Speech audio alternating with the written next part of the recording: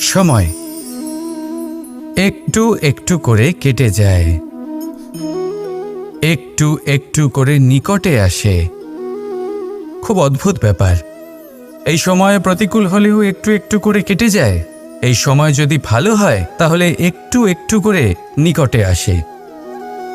অনুচিত তখনই হয় যখন আমরা নিজেদের অসফলতার জন্য সময়কে দোষ দিই, কিন্তু আসলে তেমনটা হয় না। আপনার পরিশ্রম আর প্রয়াস দ্বারাই আপনি সাফল্য লাভ করবেন, সময়ের দ্বারা নয়। যদি এই সাফল্য একটা সুন্দর ভবন হয় তাহলে সময় হলো তার দেওয়ালের রং, যা সময়ের সাথে বদলাবে, সময়ের সাথে ফিকেও হয়ে যাবে। কিন্তু সাফল্যের এই ভবন আপনাকেই নির্মাণ করতে হবে, আপনার পরিশ্রমের ইট দ্বারা এবং প্রয়াসের চুনসুরকি দ্বারা। তাই পরিশ্রম আর প্রয়াস করতে থাকুন, সাফল্য আপনি অবশ্যই পাবেন। সময় যদি আজ ভালো না হয় তাহলে কাল অবশ্যই হবে। প্রয়াস করতে থাকুন আর আমার সাথে ভালোবেসে বলুন, রাধা রাধা।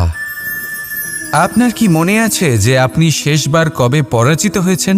আপনার ভুল কবে হয়েছিল? আপনি কবে অসফল হয়েছিলেন, কবে পরাজিত হয়েছিলেন? মনে নেই?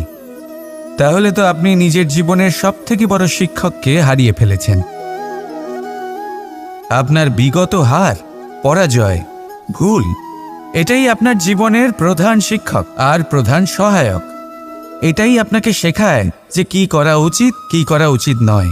এই প্রকৃতি আমাদের কি শেখাতে চাইছে তা বুঝুন। এমন কি কোনো দিন আছে যার শেষে রাত আসে না?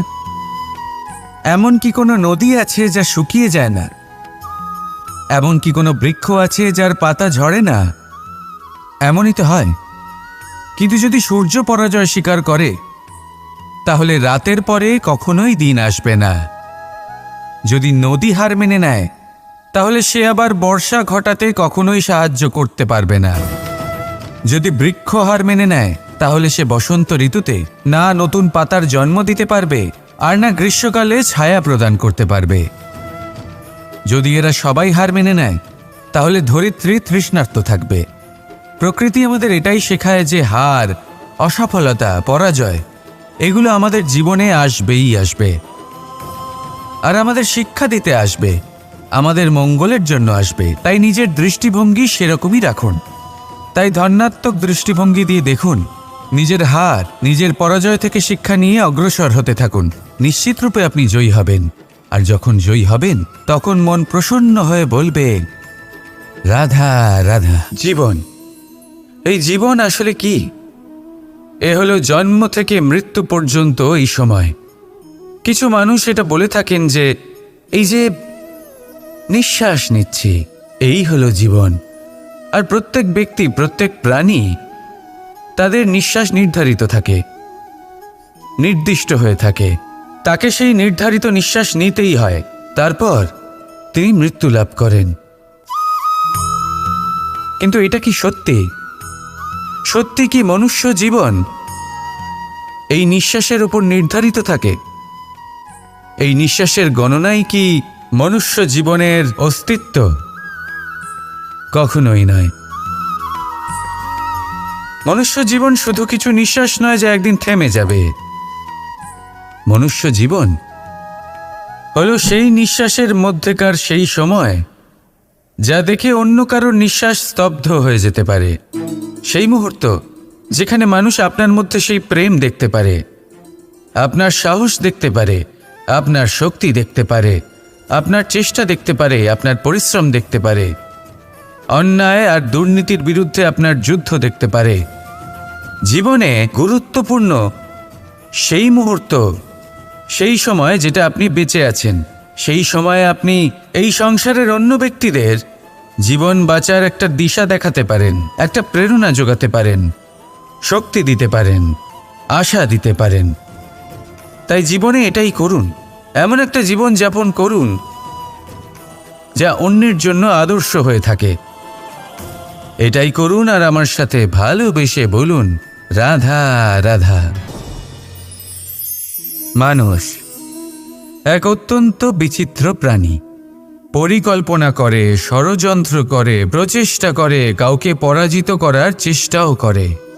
সাপকে একটা দড়ি মনে করে হাতে চেপে ধরার চেষ্টা করে, কিন্তু একটা কথা বুঝতেই পারে না, সময়ের এই সাপ, এটা হাতে চেপে ধরাই যায় না। আর আপনি যা করবেন তা আবার ফিরে আসবে আপনারই সামনে। দেখুন, এতে কিছুই যায় আসে না যে আপনি কুম্ভকারের পুত্র নাকি কৃষ্ণের পুত্র। যদি আপনি অনুচিত কর্ম করেন তাহলে আপনার সাথেও অনুচিতই হবে, অশুভ কর্ম করলে আপনার সাথেও অশুভই হবে। কুরু বংশ অত্যন্ত মহান বংশ ছিল এই কুরু বংশ। কি হলো তার সাথে? একটা গোটা বংশ বয়ে গেল, কারণ ওনাদের উদ্দেশ্য অশুভ ছিল। অন্যদিকে 5 জন বনবাসী পাণ্ডব মহাভারত বিজয়ী হলেন, কারণ তাদের উদ্দেশ্য শুভ ছিল। তাই মনে রাখবেন, শুভ অগ্নি প্রজ্বলিত করবেন, শুভ তাপ সঞ্চার হবে। অশুভ অগ্নি প্রজ্বলিত করবেন, নরকেই জ্বলতে হবে। তাহলে আসুন আর আমার সাথে ভালোবেসে বলুন, রাধা রাধা। যখন আমরা হাঁটতে থাকি আর আমাদের পায়ে কাঁটা বিঁধে যায়, তখন মুখ দিয়ে আহ বেরিয়ে আসে, কান্না চলে আসে, আর অনেক সময় অভিশাপও বেরিয়ে আসে। কিন্তু আমরা কি কখনো এটা এইভাবে দেখেছি, এইভাবে ভেবেছি যে আমরা যে পথে চলেছি সেই পথে কাঁটা বিঁধেছে, নাকি আমরা সেই পথ নির্বাচন করেছি যাতে শুধুই কাঁটা রয়েছে? নাকি আমরা এভাবে ভেবে দেখেছি যে এই কাঁটা আমাদের কষ্ট দিতে এসেছে, নাকি এটা আমরাই বিছিয়ে রেখেছিলাম? সাবধান থাকা উচিত ছিল, কারণ কাঁটা বিঁধলে যন্ত্রণা হবে, চিৎকার করে ফেলতে পারি, মুখ থেকে অভিশাপও বেরিয়ে আসতে পারে। কিন্তু এই অভিশাপ শুধুমাত্র আমাদের তরফ থেকে অভিশাপ হয়, সামনের ব্যক্তিটির ওপরও নির্ভর করে। এবার সেই ব্যক্তি যদি এমন হয় যে ফুল আর কাঁটা এই দুই সমানভাবে গ্রহণ করতে পারে, তার কাছে অভিশাপও বরদানে পরিণত হয়। শেষ পর্যন্ত ব্যাপারটা দাঁড়ায় ভাবনা, চিন্তা, দৃষ্টিভঙ্গির ওপর। কারণ আপনার এই ভাবনাই সত্যি হয়ে সামনে আসে। সেই জন্য এই ভাবনা, চিন্তা, মানসিকতাকে গুরুত্ব সহকারে দেখবেন। এই বিবেচনা নিয়ে বিবেচনা করতে শিখুন। আমার কথার অর্থ হলো যে জীবনে যখন এরকম কিছু একটা ঘটবে, তখন ভেবে দেখুন যে এরকম কেন হলো। আপনি কি এমন কোনো কর্ম করেছিলেন যার কর্মফল এটা? এমন কোনো কাজ যা অনুচিত ছিল, অসত্য ছিল, যা অভদ্রতার কারণ ছিল? ভেবে দেখা প্রয়োজন। দেখুন, ইচ্ছে হলো আপনার যে আপনি কি করতে চান, ভাবনা আপনার, সত্য আপনার, জীবন আপনার, সিদ্ধান্ত আপনার। আসুন আর আমার সাথে ভালোবেসে বলুন, রাধা রাধা। বাজ পাখিকে পক্ষীরাজ বলা হয়। বাজের আয়ু হলো মোটামুটি 70 বছর। এবার 40 বছর হতে হতেই ওদের পালক লম্বা এবং ভঙ্গুর হয়ে যেতে থাকে, ঠোঁট বেঁকে যায়, ডানা ভারী হয়ে যায়, অর্থাৎ আগের মতো উড়তে পারে না, সেই শক্তি থাকে না। এবার সেই বাজ কি করবে? বাজ সব থেকে কঠিন নির্বাচন করে, নির্বাচন নিজের পুনর্স্থাপনার। সর্বপ্রথম একটা বিশাল পর্বতে যায়, একান্তে নিজের এক বাসস্থান তৈরি করে, আর তারপরে পাথরের সাথে নিজের ঠোঁট বারবার আঘাত করতে করতে সেই ঠোঁট ভেঙে ফেলে। তারপরে সে অপেক্ষা করে সেই ঠোঁট পুনর্নির্মাণ হওয়ার। তারপর সেটাই করে নিজের পালকের সাথে। তারপরে নিজের ডানা থেকে এক এক করে ভারী পালকগুলো ছিঁড়ে ফেলে দেয়। আর তারপর 150 দিনের এই যন্ত্রণা সহ্য করার পরে ও ফিরে পায় নিজের ওড়বার অনন্য ক্ষমতা, সেই শক্তি। আর তারপরে ও জীবনের পরবর্তী 30 বছর বাঁচে। কি বুঝলেন আপনি? যদি ইচ্ছে শক্তি থাকে তাহলে একজন দুর্বলও শক্তিশালী হতে পারে।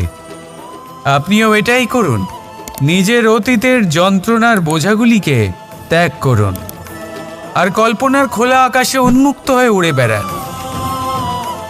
নিজের পুনর্স্থাপনা করুন, তবেই সর্বশ্রেষ্ঠ হতে পারবেন। আর মনে রাখবেন, এই ছোট ছোট পদক্ষেপই বড় বড় শিখরে পৌঁছে দিতে পারে। তাহলে আসুন আর আমার সাথে ভালোবেসে বলুন, রাধা রাধা। এই স্বয়ম্বরে আসার আমার একটাই উদ্দেশ্য ছিল, আমার এই ধর্ম স্থাপন করার কাজের জন্য একজন সারথি নির্বাচন করা। আর ধর্মবীর এবং কর্মবীরের নির্বাচন তো হয়েই গেছে। এবার এটাই দেখতে হবে যে জ্ঞান কার মধ্যে রয়েছে, কে আছেন যিনি মহাজ্ঞানী। এবার বলি, যে জ্ঞানের কথা আমি বলছি তা সেই জ্ঞান নয় যা বই থেকে পাওয়া যায়। এটা সেই জ্ঞান নয় যা বটগাছের মতো বিশাল আকার হয় বা পর্বতের মতো অটল হয়। না, আমি যে জ্ঞানের কথা বলছি এটা হলো সেই জ্ঞান যা জীবনের পাঠশালা থেকে শেখা হয়। জীবনের প্রত্যেকটা ঘটনা থেকে এই শিক্ষা পাওয়া যায়, যা হলো বাতাসের মতোই সরল আর জলের মতো নিজের পথ সে নিজেই বানিয়ে নেয়। আমি সেই জ্ঞানের কথা বলছি। এবারে দেখতে হবে কে এই মহাজ্ঞানী, কে আছেন যার মর্যাদার বিষয়ে জ্ঞান রয়েছে, কে আছেন যিনি শাস্ত্র এবং শস্ত্রের মতোই বিনম্রতারও জ্ঞান রাখেন। এমন কে আছেন সেটাই তো দেখতে হবে, কারণ ধর্মের এই রথকে অগ্রসর করার জন্য জ্ঞানের চাকা অত্যন্ত গুরুত্বপূর্ণ। তাহলে আসুন আমার সাথে ভালোবেসে বলুন, রাধা রাধা। কথায় আছে, মানুষের উচিত দৃঢ়তার সাথে পদক্ষেপ নেওয়া। যেখানে পা ফেলবেন সেই মতোই পথ নির্বাচন হবে, সেই মতোই লক্ষ্য নির্ধারিত হবে। কিন্তু শুধুই কি পদক্ষেপের দিকে নজর রাখা যথেষ্ট?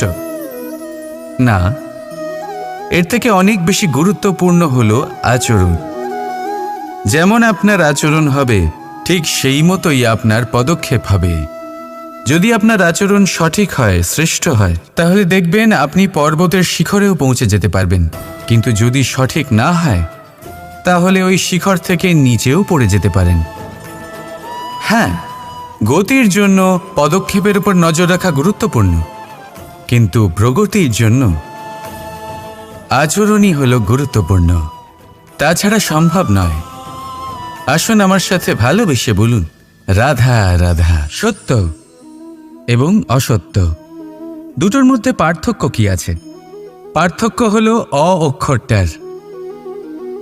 এবার অ দিয়ে হতে পারে আরম্ভ, অ দিয়ে হতে পারে অন্ত। সত্য হলো সেটা যেখানে সমস্ত পথের আরম্ভ হয়, অসত্য সেটা যেখানে সমস্ত পথের শেষ হয়। এবার এরা চলতে হয়তো পারে না, কিন্তু তাও ছাপ রেখেই যায়। সত্য সেই ছাপ রেখে যায় যা একটা উজ্জ্বল উৎকৃষ্ট উদাহরণ হতে পারে, আর অসত্য সেই উদাহরণ তৈরি করে যা একটা কলঙ্কিত ইতিহাস তৈরি করে। এখন আপনি আগামী সময়ের জন্য কেমন ছাপ রেখে যাবেন, এই সিদ্ধান্ত পুরোপুরি আপনার। রাধা রাধা। ছল, কপট, এই শব্দগুলির সাথে সংসারের কোন ব্যক্তি পরিচিত নন? সবাই জানেন এই শব্দগুলি কি আর এর অর্থ কি। সবাই জানেন বিশ্বাসঘাতকতা কি, সবাই অনুভব করেছেন। কিন্তু আপনি কি কখনো এটা ভেবেছেন এরকম কেন হয়? এর কারণ কি? এর কারণ হলো আশা। যদি আপনি কোনো গুহায় যান আর আপনি আশা করেন যে সেখানে অন্ধকার হবে না, তাহলে তো আপনি আঘাত পাবেন। যদি আপনি সাগরে যান আর এটা আশা করেন যে আমি ভিজব না, তাহলে তাতে সাগরের তো কোনো দোষই নেই। এখানে দোষ হলো আপনার আশা। একটা গুরুত্বপূর্ণ কথা মনে রাখবেন, মানুষ মানুষের সাথে ছলনা করে না, মানুষের সাথে ছলনা করে তার আশাগুলি, যা তিনি অনুচিত ব্যক্তির থেকে করে। সেই জন্য জীবনে কখনো কোনো আশা করার পূর্বে অবলম্বনের মূল অর্থ বুঝুন। জানুন তিনি আপনাকে সঙ্গ দেওয়ার আদৌ যোগ্য কিনা। না ভাঙবে আশা, না ভাঙবে বিশ্বাস। রাধা রাধা। ধন আর মানুষের মনের মধ্যে একটা সম্পর্ক রয়েছে। সেই একই সম্পর্ক রয়েছে সুযোগ আর প্রয়াসের মধ্যে। মানুষ বলে যদি আমি একটু ধন লাভ করি তাহলে আমি কিছু করতে পারি। ধন বলে যদি তুই কিছু করিস তবে তোর কাছে আমি আসব। মানুষ বলে আমি কোনো সুযোগ পেলে তবেই তো চেষ্টা করব। আর সুযোগ বলে তুই প্রয়াস কর তবেই তো আমি দেখা দেব। সবসময় জীবনে সেই কামনা করবেন না যা আপনি অন্য কারোর থেকে বা এই সংসারের থেকে নিয়তির সাহায্যে পেতে পারেন। মনোসংযোগ করুন নিজের কর্মের ওপর। মনোসংযোগ করুন তার ওপর যা আপনার হাতে আছে। অনবরত চেষ্টা করুন, না কোনো আশা করে, না কোনো আকাঙ্ক্ষা নিয়ে। আর তারপর এই জীবনকে দেখুন, সে সফলতা হোক বা সুখ, সে ধন হোক বা হোক সুযোগ, সব নিজে থেকেই আপনার কাছে আসবে। রাধা রাধা। আমরা সবাই মন্দিরে যাই, ঈশ্বরের সামনে হাত জড়ো করে বসি আর নিজের ইচ্ছে প্রকাশ করি। কখনো ভেবেছেন ঈশ্বরের কেমন লাগতে পারে যে আমার ভক্তরা আমার কাছে আসেই শুধুমাত্র নিজের ইচ্ছে পূরণের জন্য, আমার সাথে দেখা করতে নয়? অসংখ্য লোক মন্দিরে যান নিজের ইচ্ছে ঈশ্বরকে জানানোর জন্য। যদি তাদের ইচ্ছে পূরণ না হয় তারা হতাশ হয়ে পড়েন। এবার থেকে যখনই আপনি মন্দিরে যাবেন, ঈশ্বরের সামনে বসবেন, হাত জড়ো করবেন আর বলবেন, ধন্যবাদ, ধন্যবাদ ঈশ্বর যে আপনি আমাকে যা দিয়েছেন তাতেই আমি খুশি। শুধু আমাকে পথ দেখাবেন যে কিভাবে আমি নিজের কর্মের দ্বারা, শুধু আমার কর্মের দ্বারা সেই সব পেতে পারি যা আমি চাই। ঈশ্বরের থেকে শুধু চাইতে গেলে তাহলে ঈশ্বরের কাছে নিজেকে অনেক ছোট মনে হবে। কিন্তু যদি নিজের কর্ম করে তারপর ঈশ্বরকে ধন্যবাদ জানান, তাহলে সঠিক রূপে আপনি ঈশ্বর লাভ করবেন। রাধা রাধা। কখনো কখনো আমরা নিজের মা বাবার ওপর কতটা রেগে যাই, মনে করি ওনাদের মন আমাদের দিকেই নেই। আমরা ভাবি ওনাদের কাছে আমাদের কোনো অস্তিত্বই নেই, আর তাই আমরা রেগে যাই। কিন্তু আপনি কি কখনো এমন অনুভব করেছেন যে আমাদের চোখ দিয়ে আমরা আমাদের নাক কখনো দেখতেই পাই না, কারণ তা চোখের ভীষণই কাছে থাকে, দুই চোখের মাঝখানে। কিন্তু যখন কেউ মুখে আঘাত করে, হাত সর্বপ্রথম নাককেই সুরক্ষিত করার চেষ্টা করে। মাতা পিতাও অনেকটা এরকমই হয়। আপনার ভালোর জন্য, আপনার সুরক্ষার জন্য তারা সবসময় তৈরি। তাই তাদের প্রেমকে কখনো সন্দেহ করবেন না। আবশ্যক নয় তাদের প্রেম আপনি সবসময় স্পষ্টভাবে দেখতে পাবেন, কারণ এই এক এমন প্রেম যা সর্বদাই আপনার সাথে ঢাল হয়ে আপনার রক্ষা করতে থাকবে। রাধা রাধা। প্রবাহিত নদী কত সুন্দর হয়, বলিষ্ঠ হয়। যেদিক দিয়ে বয়ে যায় সেখানে এক নতুন জীবন প্রদান করে, ধরণীকে উর্বর করে, আকাল দূরে রাখে। আর হয়তো এই জন্যই নদীকে মায়ের মতো পুজো করা হয়। কিন্তু আপনি কি কখনো ভেবে দেখেছেন যে নদীর জন্ম কি করে হয়? এ কি শুরু থেকেই এমন বিশাল আর খরস্রোতা হয়?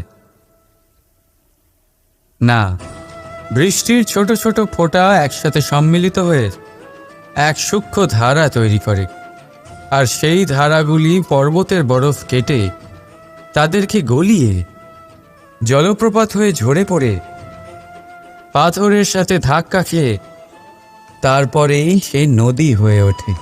ঠিক সেইভাবেই এত সহজে কেউ মহান হয়ে ওঠে না। ছোট ছোট চেষ্টা মিলে এক বিশাল ব্যক্তিত্ব তৈরি করে। তাই জীবনে সর্বদাই চেষ্টা করতে থাকুন। অস্তিত্ব নিজে থেকেই প্রকাশ পাবে। রাধা রাধা। কথায় আছে সব কিছুর সীমা থাকে, মুশকিলের, কষ্টের, সংকটের, অন্ধকারের। যার কোনো সীমা নেই, তা হলো কেবলমাত্র কঠোর পরিশ্রমের।